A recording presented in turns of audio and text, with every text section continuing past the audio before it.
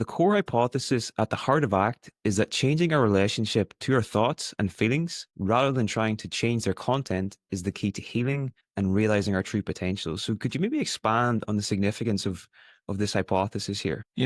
What life is asking of you, regardless of your history, is what do you do with that history now? And it shows up in the form of what you feel, think, remember, sense. It shows up in the echoes of your past, in the present. It's occasioned by things that are happening around you.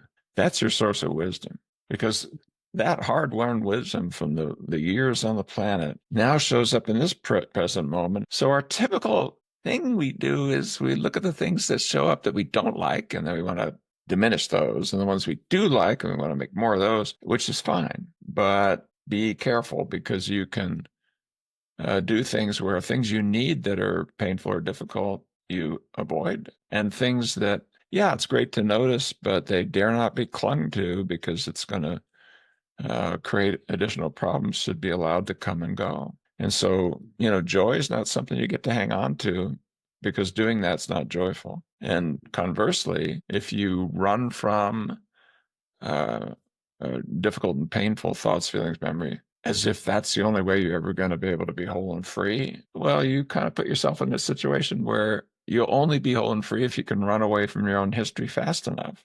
Good luck with that. And what happens is you just get dumb because if you really do a good job of running away from your history, you don't know your history. Well, how is that going to help you? Of course, it won't help you because the wisdom that comes from living comes from your history. So, what that means is your job, and it's a lifelong job, no matter how long you work on it, you have more to do, is to learn how to be more fully yourself with your history and be able to direct it voluntarily towards what you really want to bring in your life in the terms of what your life stands for. And be able to extend it to your relationships in your body. Don't forget that. You're not just a psychological being, you're a social being and you're a physical being. And if you're not taking care of all three, well, then you're not taking care of any one.